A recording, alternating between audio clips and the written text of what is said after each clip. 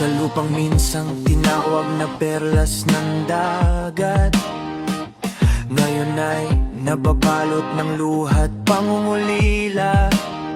Sa mga upuang bakal na puno ng kapangyarihan, mga buhay ay nagbabantay, pera lang ang dahilan. Malalaking maleta, puno ng kayamanang lihim sa dilim ng gabi, tahimik na pinaghahatian habang ang bayan ay gutom, ang batay umiiyak, hustisa'y tila pangarap na di na mahagilap.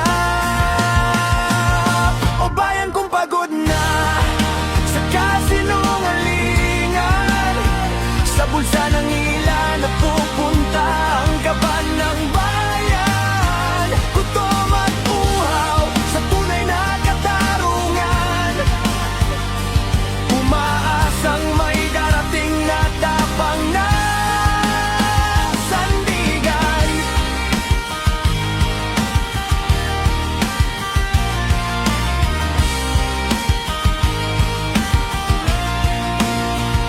Sa tanto may na walang maihain, sa bukid may magsasakang luha ang inani.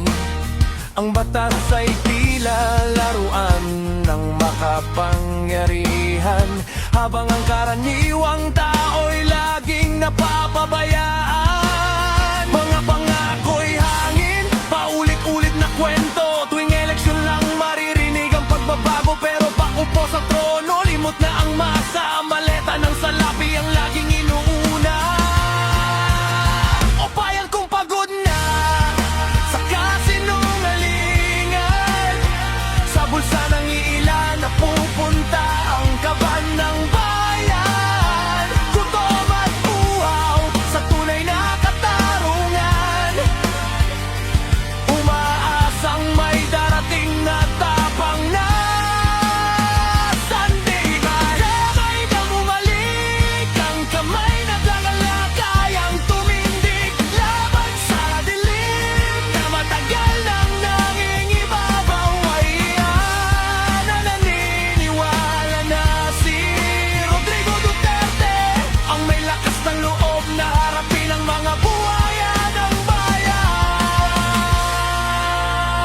Ang mga kalsadang baku-bako pandoy nasaan na, napunta sa mansyon at marangyang sasakyan nila. Ang bawat pirasong barya na galing sa pawis ng tao, kinukurakot ng mga ganib na walang puso't seryoso. Sa ospital walang gamot, sa paaralan kulang ang silid, ngunit ang korupsyon ay tila wala ng pated. Sila'y nagbubulag-bulagan sa hirap ng marami, basta't ang kanilang bulsa ay laging itik at mariwasa. O bayan kong pagod na sa kasinungalingan, sa bulsa ng ilan na pupunta ang kaban ng bayan. Gutom at uhaw sa tunay na katarungan, umaasang may darating na tapang